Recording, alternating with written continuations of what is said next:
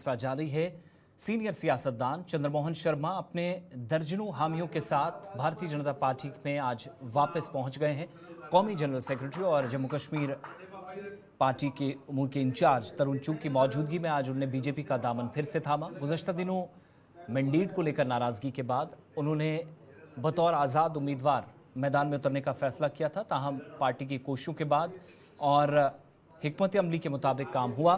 तरुण चुग और इसके अलावा जम्मू कश्मीर के साबिक नायब वज़ीर-ए-आला कुविंदर गुप्ता ने आज इन तमाम लोगों का, जिनकी नुमाइंदगी या जिनकी क़यादत चंद्रमोहन शर्मा कर रहे थे, पार्टी में इस्तकबाल किया।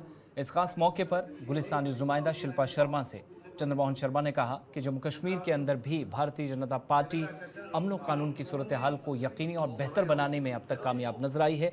मुस्तकबिल में भी तामीर व तरक्की, खुशहाली उसके एजेंडे में तरजीहात में शामिल है और इसलिए उनने बीजेपी में वापसी इख्तियार की है। चंद्रमोहन शर्मा इस समय हमारे साथ मौजूद है, जो पहले बीजेपी छोड़ चुके थे। इंडिपेंडेंट कैंडिडेट जो कि जम्मू ईस्ट से वो चुनाव लड़ने के लिए मैदान में खड़े उतरे थे, लेकिन अब उन्होंने फिर से भारतीय जनता पार्टी को ज्वाइन किया है। सर, क्या कुछ ऐसा खास रहा जिसके चलते आपने भारतीय जनता पार्टी को फिर से ज्वाइन किया? मुझे लगता है इस प्रदेश के अंदर जैसे BSF, CRP, आर्मी ज़रूरी है, ऐसे लोगों के मनों को बनाए रखने के लिए सिविल रेजिस्टेंस, मिलिटेंसी और अलगाववाद के ख़िलाफ़ देने के लिए बीजेपी की ज़रूरत है। डोडा डिस्ट्रिक्ट अगर बचा है तो बीजेपी के कारण बचा है। वहाँ मिलिटेंसी को कंटेन कर लिया गया। बीजेपी ने लोगों को मानसिक तौर पर तैयार किया। तो ये प्रदेश जो है तीन तरफ से घिरा हुआ है दूसरे देशों से, जो लगातार शरारत करते रहते हैं। तो ऐसी स्थिति में ये फ़र्ज़ बनता है हमको कि भारतीय जनता पार्टी को मजबूत करें। मैंने इंडिपेंडेंट फॉर्म भरा था।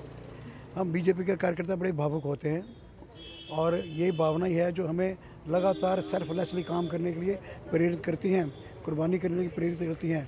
कभी भावना को चोट लग जाती है तो हम लोग थोड़े विचलित हो जाते हैं, फिर से वापस आते हैं भावनाओं के कारण, सेंटिमेंट के कारण। तो हमारा सेंटिमेंट की अटैचमेंट पार्टी के साथ है। मैं 50 साल से बीजेपी में हूँ और मैं पहला युवा मोर्चे का प्रेसिडेंट था। मैं फाउंडर मेंबर हूँ।